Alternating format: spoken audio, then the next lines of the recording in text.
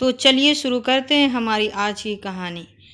उसे वो दिन याद आ रहे थे जब वो दादी के साथ उसकी स्वर्गीय सहेली के घर पहुंचा था। दादी की सहेली शहर से इतनी दूर इस छोटे से गांव में रहती थी। माँ बाप के एक्सीडेंट के मौत के बाद उसे दादी ने अपनी निगरानी में रखा था। गांव की ज़मीनों से इतना आ जाता था कि इस घर में किसी चीज़ की कोई कमी का एहसास न हो। सिर्फ एक दादी थी जिनकी ज़बान पर एक ही बात रहती थी, इस घर में एक बहू की बहुत कमी है। वो हंसकर उनकी बात को हवा में उड़ा देता था। दरअसल अभी तक उसे अपनी आइडियल मिली नहीं थी, लेकिन जब वो दादी के साथ गांव आया तो जिंदगी ने एक नया मोड़ ले लिया। उनकी सहेली की पोती उन्हें बहुत पसंद आई और मुझे ज़बरदस्ती कुर्बानी का बकरा बना दिया गया। शहर वापस आते हुए लाल जोड़े में वो भी उसके साथ आ गई थी। अशर ने बीवी के लिए जो आइडियल बना रखा था वो चूर चूर हो चुका था। अशर ने गांव में ही सोच लिया था कि वो उसे कभी भी बीवी का दर्जा नहीं देगा। वो छुट्टी का दिन था, इसीलिए उसे उठने की कोई जल्दी नहीं थी। वो 10 बजे तक सोता रहा और 10 बजे के बाद जब उसकी नींद पूरी हो चुकी थी तो वो फ्रेश होने वॉशरूम चला गया। जब बाहर निकला तो उसकी ब्लैक कलर की शर्ट बेड पर पड़ी हुई थी। मतलब आज उसे ब्लैक शर्ट पहनने को कहा जा रहा है। अब वो उसी के प्रेस किए हुए कपड़े पहनने लगा था। जब उसके हाथ की बनी हुई चाय पी सकता है, खाना खा सकता है तो कपड़े पहनने की कोई हर्ज नहीं। लेकिन एक बात तब अब समझ नहीं आई कि इस लड़के की कैसे पता चलता है कि वो किस टाइम उठा है और उसी वक्त वो शर्ट बिस्तर पर लाकर रख देती है, या फिर जब उसके सर में दर्द होता है या फिर चाय पीने का मूड होता है तो बिना कहे वो उसके लिए चाय बनाकर लाती है। हालांकि उसे शौहरों वाला ऐसा कोई हुक्म भी नहीं दिया, नहीं सुनाया, बीवी को गुलाम बना लिया हो, लेकिन वो खुद बिना कहे उसके सारे काम करती थी। वो अच्छी बीवी वाले सारे फर्ज निभा रही थी, लेकिन उसके बावजूद भी वो उसे कबूल नहीं कर सका क्योंकि वो गांव की थी और वो है शहर का। उसमें वो कॉन्फिडेंस और काबिलियत नहीं थी जो उसे एक बीवी में चाहिए था। वो खूबसूरत है, लेकिन खूबसूरती ही तो सब कुछ नहीं हुआ करती और ना ही सिर्फ खूबसूरती के साथ पूरी ज़िंदगी गुजारी जा सकती है। हर इंसान की तरह उसे भी खूबसूरती अट्रैक्टिव करती है, लेकिन इसका मतलब ये नहीं है कि एक इंसान को खूबसूरत बनाने के लिए सिर्फ हुस्न ही काफ़ी हो। हुस्न के अलावा भी कोई और चीज़ें भी इंसान को खूबसूरत बना देती है। कंघी करके वो नीचे चला गया। तब तक वो नाश्ता लगा चुकी थी। नाश्ता करके ऐसे ही लॉन में अखबार लेकर बैठ गया था। छुट्टी का दिन था, इसीलिए दिमागी बिल्कुल भी फ्रेश था। वैसे उसे अखबार पढ़ने का कोई शौक नहीं था, न आदत थी, लेकिन ऐसे ही टाइम पास करने के लिए वो अखबार की हेडलाइंस पर नज़र दौड़ाने लगा। छुट्टी के दिन उसकी कोई ख़ास मसरूफियत नहीं हुआ करती थी। वो हमेशा छुट्टी का दिन घर पर ही गुजारता। उसने अपने सारे ख्वाब अपनी होने वाली जीवन संगनी के लिए समेट रखे थे, लेकिन उसके ख्वाब टुकड़े टुकड़े हो चुके थे। दादी के आने में भी अभी 1 हफ्ता बाकी था। अचानक अखबार पढ़ते पढ़ते उसे एहसास हुआ कि कोई उसे देख रहा है। उसने नज़रें उठाकर दाएं तरफ देखा, लेकिन उसे कोई नज़र नहीं आया। फिर वो एक बार फिर अखबार पढ़ने लगा, लेकिन कुछ लम्हे बाद उसे फिर महसूस हुआ जैसे उसे कोई मुस्तकिल देख रहा है। इस बार उसने दाएं बाएं देखा और फिर सामने देखा तो उसे पता चला कि वो लड़की किचन की खिड़की से जो बाहर लॉन की तरफ खुलती है उसे चुपके चुपके उसे देख रही है। उसके चोरी पकड़ी जा चुकी थी, शायद इसीलिए वो खिड़की से गायब हो गई थी।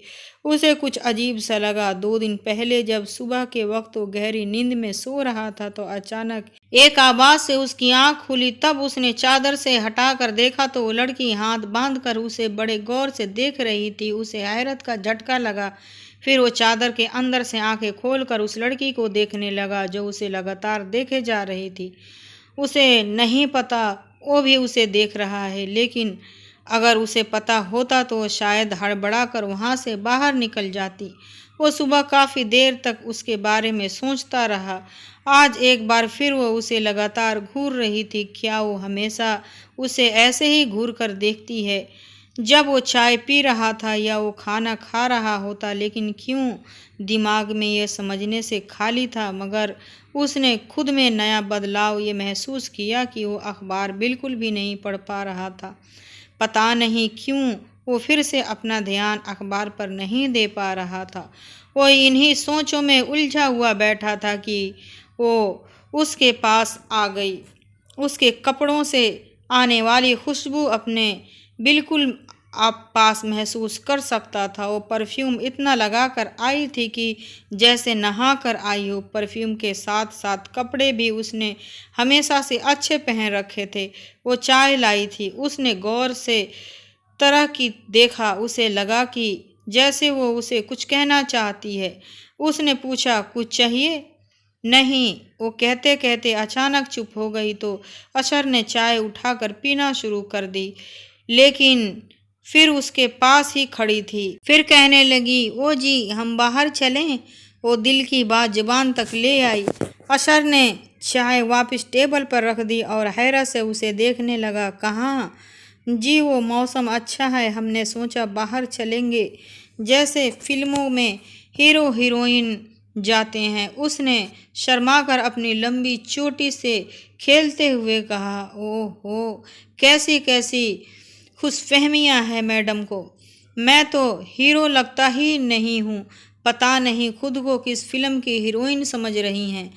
उसने चाय का सिप लेते हुए अंदर तंज भरी हंसी से कहा। नहीं, मैं जरा बिजी हूँ, अशर ने रूखेपन से जवाब दिया। फिर लड़की का चेहरा बुझते हुए देखा। जहाँ थोड़ी देर पहले खुशी के रंग नजर आ रहे थे, अब उदास थी। उसने जानबूझकर नज़र चुराई और वो भागती हुई अंदर चली गई। वो जानता था कि अब किचन में कोई कोना पकड़कर रोने का शौक पूरा करेगी मैडम। अशर काफ़ी देर तक वहीं लॉन में बैठा रहा, फिर अंदर आकर टीवी खोलकर देखने बैठ गया। साथ ही इधर उधर भी नज़रें दौड़ाने लगा। कहाँ गई? नज़र नहीं आ रही है। वह उसको देखना चाहता था। उसने दिल ही दिल में सोचा। फिर पानी पीने के बहाने वह किचन में चला गया। वहाँ भी वो नज़र नहीं आई। फिर कुछ सोचकर वह अपने कमरे में गया, मगर वहाँ भी वो नहीं थी। यूं ही ढूंढते ढूंढते वो एक कमरे के पास से गुजर रहा था कि जब अंदर सिसकियों की आवाज़ सुनकर उसके कदम रुक गए। बेसाख्ता वो दरवाजे के कान लगाकर सुनने लगा। वो खुद से बातें कर रही थी। ए खुदा, हमेशा मेरे साथ ही ऐसा क्यों करता है? तू इतनी बड़ी कायनात का मालिक है, एक छोटी खुशी भी मुझे नहीं मिल सकती? तू तो मालिक है ना, जो चाहे कर सकता है। बस इख्तियार तेरे पास है, फिर मेरे साथ ऐसा क्यों कर रहा है? और अब से शिकवा कर रही थी। मैंने सारी ज़िंदगी तुझसे कुछ नहीं मांगा, तेरी इबादत की है। उनका तू मुझे ये सिला देगा। मुझे मेरी नेकियों का सिला दे दे। मुझे तुझसे कुछ नहीं चाहिए, मुझे दे दे। भला आखिरत में मेरे लिए कोई ख़ास हिस्सा ना रख, लेकिन इस वक्त मुझे अपने दरवाजे से खाली हाथ मत लौटा। वो खुदा से अपनी नेकियों का सिला मांग रही थी, खुदा को अपनी इबादत जता रही थी। एक छोटे बच्चे की तरह अपनी दी हुई चीज़ वापस मांग रही थी। ये भी भूल गई थी कि वो खुद एक मामूली सी बंदी है। इंसान भी क्या चीज़ है, बड़े शौक़ से इबादत करता है और ज़रूरत पड़ने पर अपने ही इबादत के हिसाब मांगने लग जाता है। पता नहीं वो क्या मांग रही थी। आखिर ऐसे कौन सी चीज़ थी जो वो खुदा से इतनी गिड़गिड़ा कर मांग रही थी। अशर दरवाजे से हटकर वापस सोफे पर आकर बैठ गया था। पता नहीं क्यों उसे इस लड़की को रोना अच्छा नहीं लग रहा था। अब उसे अपने बर्ताव पर पछतावा होने लगा। आखिर क्यों उसने उसकी बात नहीं मानी? क्या हो जाता अगर वो उसके साथ बाहर चला जाता? वैसे भी वो कौन सा उसकी जीवन भर की साथी है, कुछ दिनों के लिए ही तो है इस घर में। एक बात तो वो शुरू से अपने दिमाग में बैठा चुका था कि दादी को आते ही वो उनका लाया हुआ ये तोहफा वापस कर देगा। इसीलिए हमेशा उसे देखकर यही सोचता कि वो उसके घर में हमेशा के लिए नहीं है। ना ही ये वो लड़की है जिसके साथ उसको अपनी सारी ज़िंदगी गुजारनी है। ना गुजार सकता है। उसके अंदर उसके लिए कोई फीलिंग्स नहीं थी, बल्कि उसे उलझन होती थी। उसकी शक्ल देखकर उलझता था, नफरत होती थी इस लड़की से। आ गई गांव से मेरे साथ इस शहर में। फराह अब सीढ़ियां उतरकर नीचे आ रही थी। उसने गौर से उसका चेहरा देखा, जहां कोई आंसू, कोई परेशानी नजर नहीं आ रही थी। मतलब वो लड़की अपनी कमजोरी उस पर जाहिर नहीं करना चाहती थी। सुनो, अब वो किचन में जाने लगी तो उसने उसको आवाज़ दी, आज खाना मत बनाना, हम बाहर जाकर खाना खाएंगे। जी हम? उसने पूछा। हाँ हम, मतलब हम दोनों। ओके। वो मुस्कुरा दी। और हाँ, कपड़े भी अच्छे पहन लेना, अगर इस तरह के कपड़ों में जाओगी तो सभी हंस हंस कर मजाक उड़ाएंगे। जी। वो मुस्कुराते हुए कमरे में चली गई। पता नहीं क्यों इस बार अशर को अपने अंदर सुकून सा महसूस हो रहा था। वो अपनी जिंदगी में यही तो चाहता था, लेकिन इस तरह बिल्कुल नहीं। वो अपनी बीवी का हाथ पकड़कर सड़क पर पैदल चलना चाहता था, होटलों में खाना खाना चाहता था। उसने आइडियल के तौर पर अपने लिए एक अलग ही बीवी की ख्वाहिश की थी, लेकिन इस किस्मत की नहीं। वो दोनों 5 बजे ही घर से रवाना हो गए थे और 3 घंटे बाद लौटे। वो क्योंकि थक चुका था, इसीलिए थोड़ा आराम करने अपने कमरे में चला गया। और फिर एक दिन इस पगली सी लड़की ने उसकी पसंदीदा काली शर्ट जला दी। वो आसानी से छुपा भी सकती थी, लेकिन वो फूट फूट कर रो पड़ी। उसने सामने और कहा कि मैं माफ़ी चाहती हूँ, मैंने आपकी पसंदीदा काली शर्ट जला दी। तो उसने कहा कि इसके लिए इतने आंसू बहाने की क्या ज़रूरत है, वो भी मगरमच्छ के आंसू। तो कहने लगी, मैं नहीं, मैं बहुत शर्मिंदा थी। उसने कहा कि तुम आसानी से छुपा भी तो सकती थी ये बात। काली रंग की शर्ट और भी है मेरे पास, और हर शर्ट का तो हिसाब मैं नहीं रखता। फिर तुमने इतनी बड़ी गलती करके क्यों बताई? मैं आपसे झूठ बोल सकती हूँ, खुदा से नहीं। आपसे झूठ बोलकर मैं बच भी जाऊंगी तो खुदा से कैसे झूठ बोल सकती हूँ, वो सब जानता है ना। हैरत का झटका तब, पता नहीं कैसी पागल लड़की है। ऐसी लड़कियां भी होती हैं कि दुनिया में वो सारे रास्ते उसके बारे में ही सोचता रहा। वो अपने दोस्तों की जब शिकायतें सुनता तो अपनी बीवियों के बारे में कैसी कैसी बातें करते, हैरान हो जाता कि कौन सही है, ये एक अनपढ़ गांव की लड़की या वो पढ़ी लिखी मॉडल लड़कियां जो अपने शौहर पर हुकूमत करती हैं। ना खाना बनाना, ना बच्चों को संभालना, हर वक्त मेकअप में लदे रहना, हंस हंस कर हर मर्द से बात करना। उसे इस किस्म की औरतें बहुत अजीब लगती थी, लेकिन वो अपनी ज़िंदगी में एक बहुत अलग तरह की लड़की देख रहा था।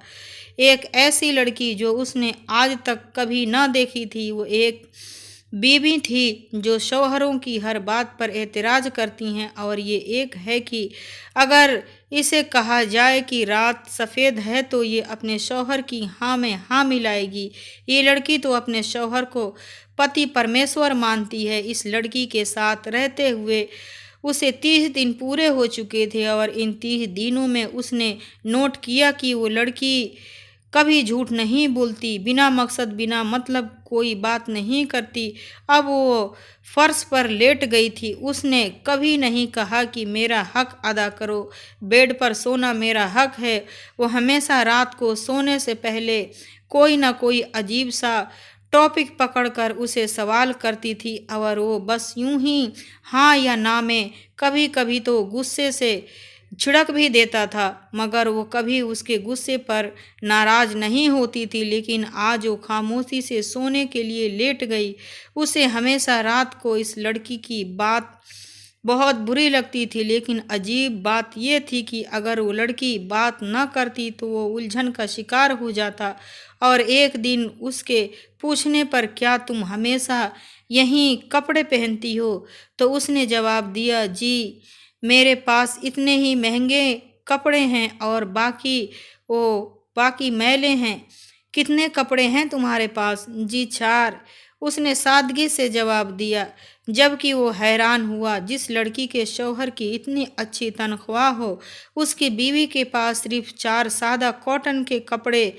ये इतनी अजीब बात उसको लगी। उसके कुछ ढेर कपड़े थे और उसने उससे कभी कुछ मांगा नहीं। क्यों नहीं मांगा उसने?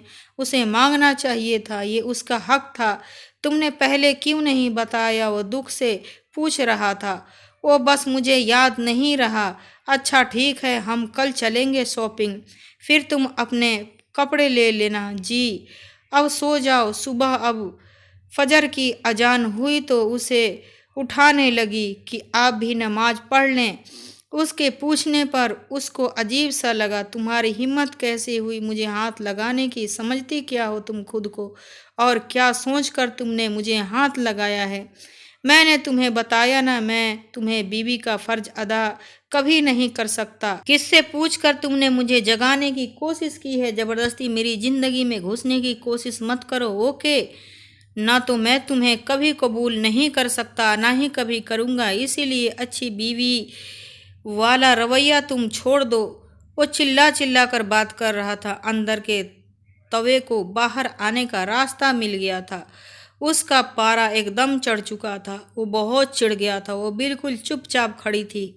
उसने महसूस किया कि उसकी आंखों के से आंसू गिर रहे थे। गेट आउट, उसने चिल्लाकर कहा। याद आया वो जाहिल गंवार लड़की इंग्लिश नहीं समझ सकती, इसीलिए उसने उसका हाथ पकड़कर जबरदस्ती अपने कमरे से बाहर निकाल दिया और कुंडी लगाकर बेड पर लेट गया। उसका खून खौल रहा था। काफ़ी देर बाद जब वो खुद को नॉर्मल करने में थोड़ा सा कामयाब हुआ तो दोबारा बिस्तर पर लेट गया। जाने कब उसकी आंख लग गई। छुट्टी का दिन था, इसीलिए उसे जगाने में देर हो गई। अलार्म के अपने होने का एहसास दिलाया तो वो उठकर वॉशरूम गया और सर के हल्के दर्द का एहसास हुआ। सुबह के 6 बजने वाले थे। अभी भी दिमाग में ताज़ा था और हमेशा की तरह न उसकी शर्ट बेड पर रखी हुई थी और न नाश्ता टेबल पर था। वो समझ गया कि उसके नाराज है। तुमने अच्छा नहीं किया, उसके साथ कितना बुरी तरीके से पेश आए। उसके दिल ने आवाज़ दी। वो किचन में चला गया, खुद अपने लिए नाश्ता बनाने लगा। फिर उसे एकदम महसूस हुआ कि नाश्ता बनाने में कोई दिलचस्पी नहीं है। इतने दिनों से वो उसके हाथों का बना नाश्ता खा रहा था। खाना खुद बनाने की उसकी आदत ही छूट चुकी थी। वो बिना नाश्ता किए किचन से बाहर आ गया और सोफे पर ढेर हो गया। वो ये सोचकर खड़ा हो गया कि ये कहाँ चली गई। घर के कमरों में उसे ढूंढने लगा, लेकिन वो उसे कहीं नहीं मिली। टेंशन में और इजाफा हो गया। वो ऐसे तड़पने लगा जैसे मछली के पानी से बाहर निकाल दिया गया हो। कहाँ चली गई? सीढ़ियाँ उतरते हुए वो सोच रहा था, कहाँ चली गई? क्या हो गया उसे? वो जहाँ भी जाए अच्छा है, इस घर से चली जाए। वो हमेशा यही चाहता था कि वह चली जाए उसके घर से, लेकिन आज जब वो चली गई तो परेशान हो रहा था। वो खुश क्यों नहीं है, जबकि उसे तो बहुत खुश होना चाहिए था। क्या वो उसके लिए परेशान है? जब दादी वापस आएंगी तो वो क्या कहेगा, क्या जवाब देगा? नहीं नहीं, दिल से फौरन आवाज़ आई। वो दादी के लिए नहीं, खुद के लिए परेशान था। मगर क्यों? उसने दिल से पूछा, क्यों? तुम मुझसे प्यार करने लगे हो? दिल ने एकदम सरगोशी की। वो गुमसुम हो गया। ये क्या कह रहा था दिल? वो उससे प्यार कैसे कर सकता है? वो तो उससे नफरत करता है। नहीं, दिल झूठ बोल रहा है। उसने दिल को झूठलाने की कोशिश की, मगर वह ऐसा नहीं कर सका। दिल क्योंकि झूठ नहीं बोल रहा था, सच कह रहा था। मैं उससे प्यार करता हूँ, बहुत प्यार। मुझे सिर्फ उसकी आदत ही नहीं हो गई है, मैं उससे प्यार भी करने लगा हूँ। मगर वो कहाँ है? उसने चिल्ला चिल्ला कर पूरे घर से पूछा। पूरा घर खामोश था। उसे जिंदगी में पहली बार घर में अकेलापन का एहसास हुआ। उसे पहली बार घर की खामोशी डरा रही थी। उसे पहली बार पता चला कि वो उससे मोहब्बत करने लगा है। वो जिसे अपनी ज़िंदगी के साथी बनाना चाहता है, वो लड़की थी जिसके अलावा कोई और नहीं हो सकता। इससे प्यारी तो कोई और चीज़ हो ही नहीं सकती। इतनी मासूम, इतनी सच्ची। उसे जीवन साथी के रूप में सिर्फ यही लड़की चाहिए थी, और वो तो कोई और हो ही नहीं सकता। इस जैसी लड़की दुनिया में कहीं भी नहीं है। अगर दादी पर भरोसा करती तो बिल्कुल सही करती थी। वो वाकई अपने पोते के लिए सबसे अच्छी बीवी ढूंढ कर लाई थी। अगर वो खुद उसकी मर्जी के खिलाफ किसी मॉडर्न लड़की से शादी करता तो क्या होता? वो लड़की क्या घर में काम करती? क्या उसमें इतना बर्दाश्त की शक्ति होती? क्या वो मेरी बात को इस तरह सहती कि मैं उस पर हमेशा गुस्सा करता हूँ, उसे जलील करता रहूँ, उसे बीवी नहीं समझूँ? लेकिन उसने मेरा काम करने से कभी मुंह नहीं मोड़ा। वो पहली बार उसकी कही हुई सारी बातें याद आ रहा था। जी ब्यूटी पार्लर क्या होता है? ये टीवी करंट नहीं मारता। जी हमारे गांव में पहले मर्द खाना खाते हैं, फिर औरत उसका बचा हुआ खाना खाती है। उसको गाड़ी चलाना आता है। जी या खुदा, मुझे अपने घर से खाली हाथ मत लौटाइए। मैं आपसे जो मांग रही हूँ मुझे दे दें। जी वो आपकी काली शर्ट जल गई है। आपसे झूठ बोल सकती हूँ, खुदा से नहीं। वो तो सब जानता है। आपसे झूठ बोलकर मैं बच भी जाऊंगी तो खुदा से झूठ बोल कैसे सकती हूँ? ओ मेरे खुदा, ये मैंने क्या कर दिया? क्यों कर दिया? मैंने उससे कितनी बदतमीजी से बात की। सुबह मुझे क्यों इतना गुस्सा आ गया था? हालांकि उसने ऐसा कुछ भी नहीं कहा था, सिर्फ नमाज के लिए जगा रही थी। वो तो इतनी अच्छी थी, उसने कोई शिकवा कोई शिकायत नहीं की। लेकिन वो कहाँ चली गई? प्लीज़ वापस आ जाओ। मैं तुम्हें फिर कुछ नहीं कहूँगा। हम दोनों मिलकर मोहब्बत से मियाँ बीवी बनकर रहेंगे। उसे अपने गालों पर नमी का एहसास हुआ। भागते हुए गया और गाड़ी में बैठकर रेलवे स्टेशन की तरफ रवाना हो गया। गाड़ी वो फुल स्पीड में चला रहा था। जल्द से जल्द वो रेलवे स्टेशन पहुंच जाना चाहता था। उसे अपनी कोई फिक्र नहीं थी। फिक्र ये थी कि वो चली न जाए। भाग कर रेलवे स्टेशन के पास जब पहुंचा तो एक बेंच पर एक आदमी बैठा हुआ था। उससे कहा कि एक्सक्यूज़ मी जनाब, ये ट्रेन की टाइमिंग क्या है? तो उसने कहा कि जी वो तो निकल चुकी है। उसकी तो जान निकल गई। खून सूख गया था। थक हार कर वो ढेर हो गया। बेंच पर ऐसे कैसे जा सकती है? वो मुझे छोड़कर कैसे जा सकती है? इतनी मामूली सी गलती की इतनी बड़ी सज़ा कैसे दे सकती है? काफ़ी देर तक वहीं बैठा रहा, फिर घर आ गया। घर आकर सोफे पर सिर से ढेर हो गया। अपने सर को पकड़ लिया। मैं कैसे रहूँगा उसके बगैर? मुझे तो उसकी आदत हो गई थी। जब वो अपने सर को पकड़े बैठा था तो उसे किसी की कदमों की चाप महसूस हुई। उसने गर्दन घुमाकर देखा तो ऊपर की सांस ऊपर और नीचे की सांस नीचे चली गई। तुम कहाँ चली गई थी? कहाँ चली गई थी तुम? बताओ मुझे। वो उसे पकड़कर झिझोड़ने लगा। जी वो हम तो यहीं थे, हम कहाँ जाएंगे? वो इतना खुश हुआ, इतना हैरान हुआ, कहने लगा अब आइंदा तुम कभी मुझे छोड़कर मत जाना, ओके? चाहे मैं कितना भी तुम्हें डांटूं, कितना भी गुस्सा करूं, लेकिन मैं तुम्हें कमरे से बाहर नहीं निकलने दूंगा। तुम मेरी दुल्हन बनोगी। मैं तुम्हें दिल से बीवी एक्सेप्ट करता हूँ। तुम एक लड़की नहीं रहोगी बल्कि मेरी प्यारी सी बीवी बनोगी। खुशी से उसकी आंखों में आंसू आ गए। वो सुबह उसके मुंह से निकलने वाले शोले सुनकर तो टूट ही गई थी। उसे लगा अब उसकी ज़िंदगी में कोई मकसद बाकी नहीं रहा। वो कमरे से निकलकर उसके बराबर वाले कमरे में जाकर रोती रही और रोते रोते कब सो गई उसे पता ही न चला। इसीलिए जब वो आवाज़ दे रहा था, पुकार रहा था, भाग रहा था तो उसकी आवाज़ वो सुन नहीं पाई थी। उसके शौहर जो सुबह आग बरसा रहे थे अब बड़ी बेताबी से अपनी बीवी को ढूंढ रहे थे। उसे हैरत हुई और अच्छा भी लगा। बहुत देर तक वो उसे देखती रही और कहने लगी कि मैं जानती हूँ आप मुझसे प्यार करने लगे हैं, बस इजहार नहीं कर रहे थे। इसीलिए मैं आपको छोड़कर कैसे जा सकती हूँ? आपका गुस्सा सर पर आंखों पर, लेकिन आपको पता है मेरा दिल टूट गया था। आपके गुस्से से गुस्सा करे, लेकिन गुस्से में इस तरह मुझे मेरी नज़रों में मत गिराइए। और फिर मुस्कुराकर शरारत से कहने लगी आपको एक सच बताऊं, मैं आपको देख चुकी थी। आप मुझे ढूंढ रहे थे, चिल्ला रहे थे। मैं खिड़की से आपको मुंह दबाए देख रही थी, लेकिन मैं उस वक्त आपके पास नहीं आना चाहती थी क्योंकि आपने मुझे इतने दिन तंग किया है, मेरे शौहर ने इतने दिन तंग किया है, तो मैं भी आपको तंग कर रही थी, देख रही थी। वो तड़प और अपना बदला वसूल कर रही थी। सुबह वो जो उनसे नाराज़ थी, रोई थी, लेकिन आज की सुबह वो सब कुछ भूल जाना चाहती थी। वो कभी अपनी मोहब्बत का इकरार न कर पाता। ये तो किस्मत का फ़ैसला था, जो होता है अच्छे के लिए होता है। बेशक कोई है जो हमारी हर सोच पर इख्तियार रखता है, हमारे लिए बेहतर फ़ैसला करता है। वही है जो इस पूरी दुनिया कायनात को चला रहा है। ये सारी दुनिया उसी की है। उसने निगाहें उठाकर ऊपर आसमान की तरफ देखा। बेशक जोड़े वही बनता है आसमानों पर। वो अपने इंसानों को कभी फ़र्क नहीं करता, ना देहाती, ना शहरी, और ना ही गरीब और ना ही अमीर।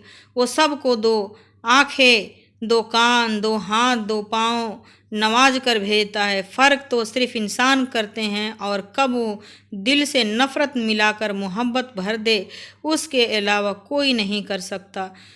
तो दोस्तों, इस कहानी को लेकर आपकी क्या राय है, कमेंट बॉक्स में ज़रूर बताएं। और अगर कहानी अच्छी लगे तो प्लीज़ लाइक करें, और अगर हमारे चैनल को अभी तक आपने सब्सक्राइब नहीं किया है तो प्लीज़ सब्सक्राइब ज़रूर कर लीजिए। फिर मिलते हैं